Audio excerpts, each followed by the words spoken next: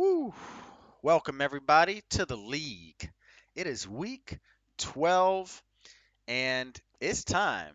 Interleague play is done. What is it? 9 weeks of it? And no, 8 weeks, sorry. And I played everybody else. And again, we were looking at the chat. The West had the best score or record against the rest of against the South and the East, and but the East scored the most points, mostly carried by the Dumpster Fire. But still quite impressive considering they do have the cartel in the same division, and the South was just dead even um, for the most part with everything. But yeah, crazy shit here. Everybody in the West last week won. Everybody in the East lost. So very interesting. And the Heaters and the Trolls both kept winning. So with that, we have some eliminations. Well, we kind of already knew the cartel were out, but we had to wait until it was officially official, and they're out. The Quailmen are done with their loss, and the Tiger Sharks with that loss are officially done. Yeah, the Tiger Sharks could still win out and be 6-8 and have some other 6-8 teams, but since there are so many, there are 6-5 teams. Not all of them can lose out.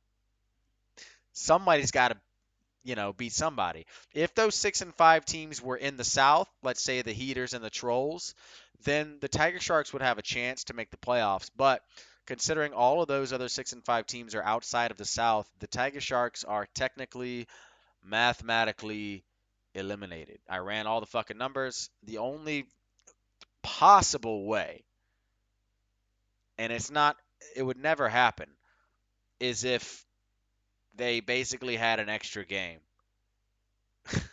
to play. Oh, I forgot to take a drink. Sorry. Mm, mm. Good game, Jackets. Oh well. Next year. Whatever. Um, but yeah, so the Tiger Sharks are out. The Voyager, as it stands now, the Dumpster Fire have clinched the playoffs, but with their loss, they have not clinched the division just yet. They will clinch the East with a win this week or any of the next 2 weeks, basically, since they are 3 games up. Um, so all they need is a win within the next 3 weeks, and they do clinch the division. But I'm sure they're gunning for that first round bye. They only have a 2 game lead on the Heaters, Trolls, and Voyagers. Um, the playoff contention, that doesn't mean that you've clinched the playoffs. Um, that just means that if the playoffs were to start today, that's who would be in. It would be the Voyagers versus the Finesse to in the wild card spot, and it would be actually, who would get the second bye? I want to say it's the Heaters. Yeah, the Heaters would have the other bye right now, and it would be the Trolls versus the Smeagol's in the um in the other side there.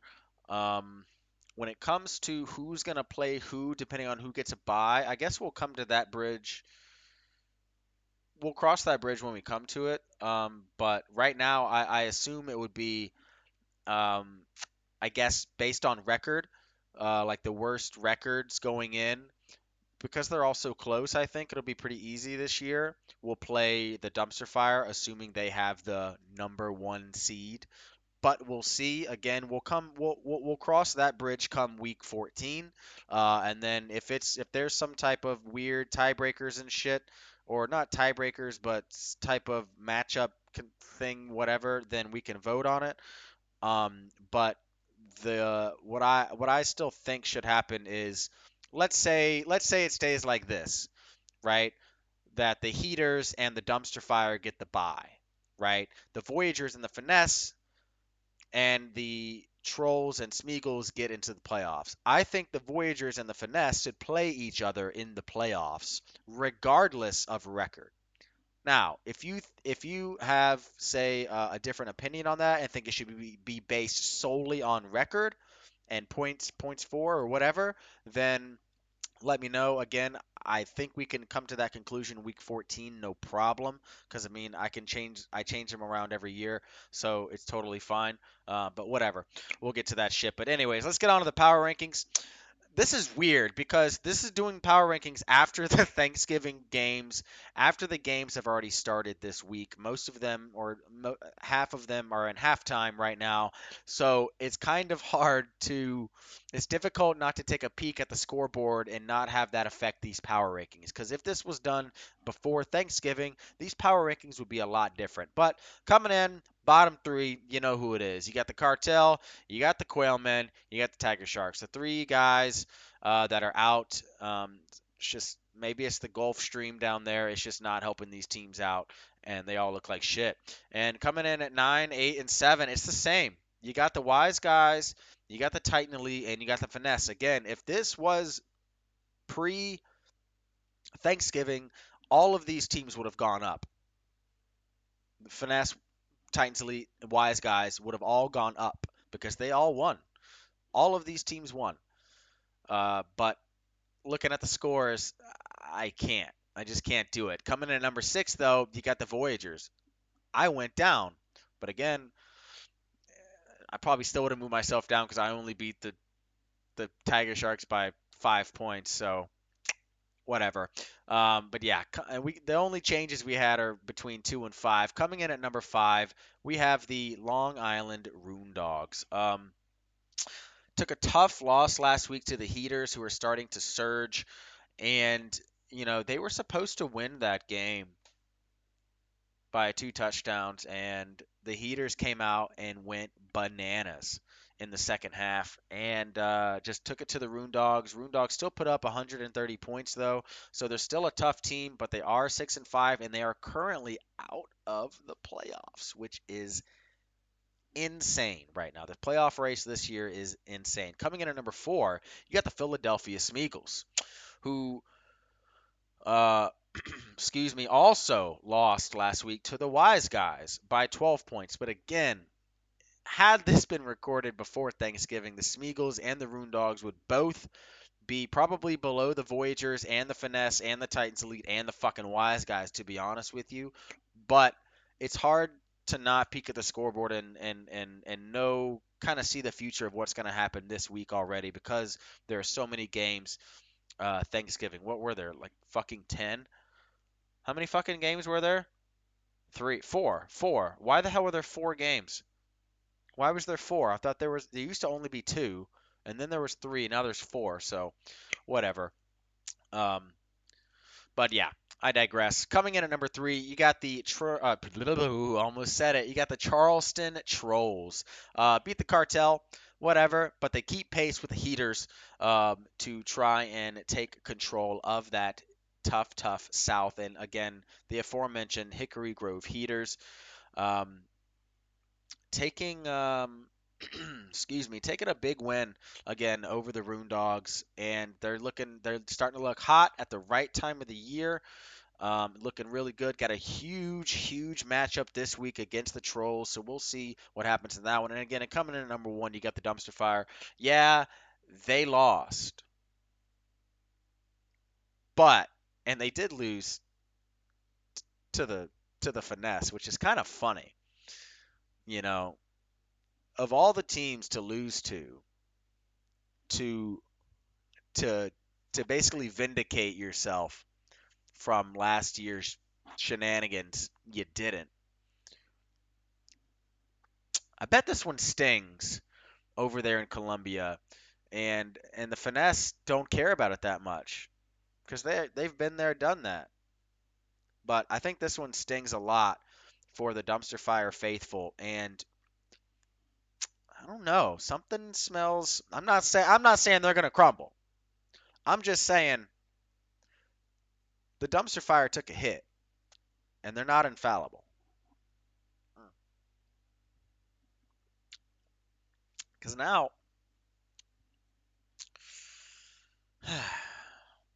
yeah, it's gonna be a crazy 3 weeks. Let's get into it. Matchup number 1. Woo!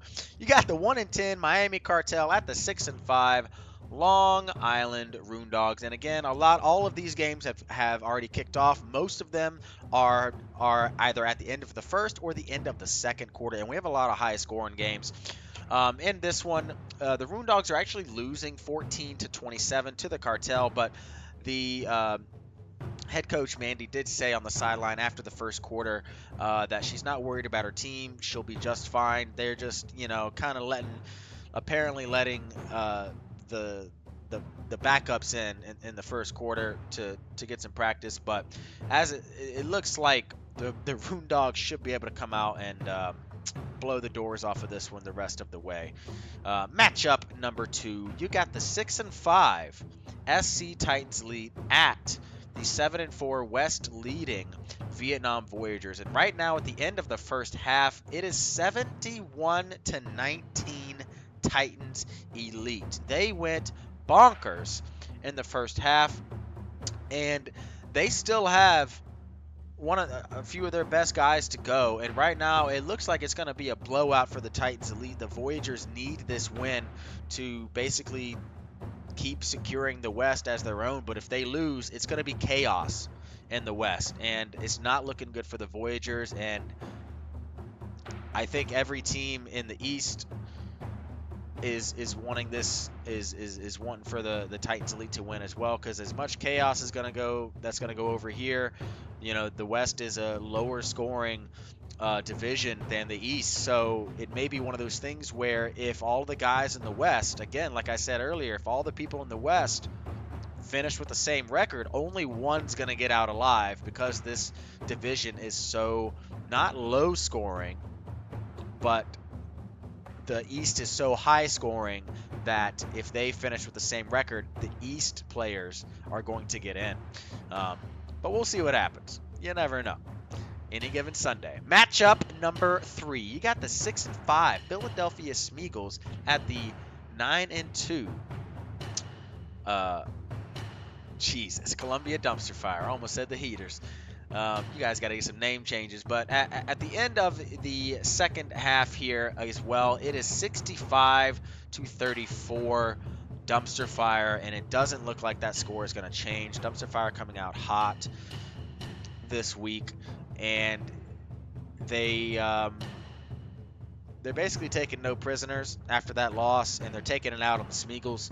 And the Smeagol's need this win bad. Again, just like I said, they need to keep pace with the rest of the West and the South and the East. They just need to get in the playoffs. The Smeagol's believe that if they get in the playoffs, they can do some damage. But a loss here doesn't kick them out, because then, they got the Roondogs and the Cartel to go, which are both, of course, very winnable games.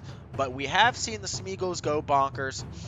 Maybe they can do that again, and they're going to need it. Matchup number 4. You got the you got the 6-5 Washington Wise Guys at the 6-5 LA Finesse. God damn, these are some good games.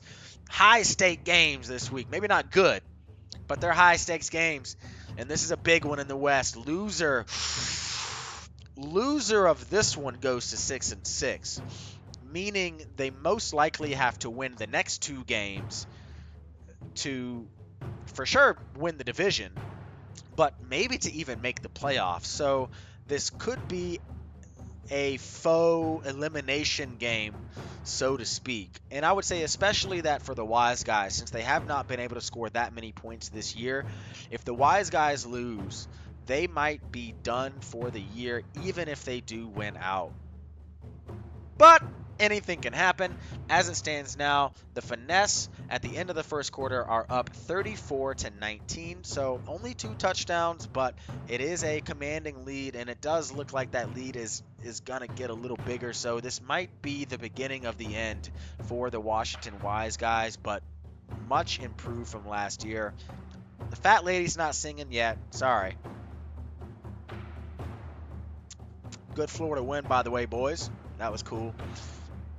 Speaking of Florida wins, let's get to I was going to say rivalry game of the week, but we kind of have one, kind of don't. Matchup number 5, a rare time, only twice this has ever happened. We have the 3-8 Tampa Bay Tiger Sharks at the 2-9 French Quarter Quailmen. Why is this not matchup number 1? Well, because when the prediction person made it, I didn't feel like changing the fucking writing because I write in pen. So it's matchup number 5. This game doesn't fucking mean a thing. It's basically draft position at this point, bragging rights, and maybe just to see who can get out there and do something, show something for next year. But ugh, no one's gonna tune into this game. It's 16-8 Quailmen at the end of the first quarter. So both teams are trying to win. Both teams got, both teams have gone for 2 when they got the touchdown and gotten it, 16-8. So it's looking pretty competitive, but it looks like the Tiger Sharks should be able to pull away and win this one by a touchdown. We'll check back in, but probably not. Who cares? Let's get on to the rivalry / game of the week. You got the 7-4 Hickory Grove Heaters at the 7-4 Charleston Trolls. The battle for the South. Winner of this takes control of the South. And again, you have to remember, both of these teams play the Tiger Sharks and the Quailmen the next 2 weeks. They just interchange them. And you can go ahead and probably assume that they're going to win those games. So you can almost assume, that the winner of this game is going to win the South. Unless the Tiger Sharks or the Quailmen could come away with some crazy shit, or one of these teams can choke against those guys over the next 2 weeks. This is the battle for the South Division, and it's a fucking good one, but it's not looking good. It's not looking good. At the end of the first half, it is 74-14 Trolls at home, just taking it to the Heaters. And it's so weird. The Heaters just look so good last week, and this week, I mean, Brock Purdy 10.5, Kittle 3.5, and I don't understand. I don't get it. Please explain this to me. Why you start Brock fucking Purdy? I understand that he's put up some decent points. Decent. Fantastic even. But over your guy, Kyler fucking Murray, who's playing the Rams. And you put in Brock Purdy against Seattle. Not saying that their defense is amazing, but it's Seattle. It's at Seattle on a short week. You know they're going to run the fucking ball. Why the fuck would you start Brock Purdy? I don't know. This might just be one of the worst. I don't know. Kyler Murray may shit the bed, and I'll eat my words, but holy fuck. This is why most of the time you don't play guys on Thursdays, and especially when you've been holding on to a guy like Kyler the whole year. He's your guy, and he puts up a good amount of points last week at Houston. He's got the Rams at home this week. He's only gotten better. I don't understand it. Not saying they would have won had Kyler Murray been put in, but fuck me, that's a bad no start there. And yeah, the rest of the bench didn't really do much, but 10 points from Purdy, you probably would have gotten at least double that out of your boy Baby Yoda. But we'll see. It was a risky move. I respect it, but I fucking hate it. Let's get on to the predictions. Rico! Woo! Thank you for the final pick of the, I guess you'd say, regular 12 members of the league. Short and sweet like the intro. Last week, Dan went 4-2, so we have three straight. Mandy, Joe, and Dan going 4-2 to bring us to 40-26, 61% overall. Fan-fucking-tastic. But this week, Rico made the picks. Thank you, Rico. Next week, Hunter's got the picks again because he never got his picks actually in last time. But whatever. Anyways, Rico's got the Rune Dogs over the Cartel. Duh. Got the Titans lead over the Voyagers. Now, again, Rico did make these picks before Thanksgiving.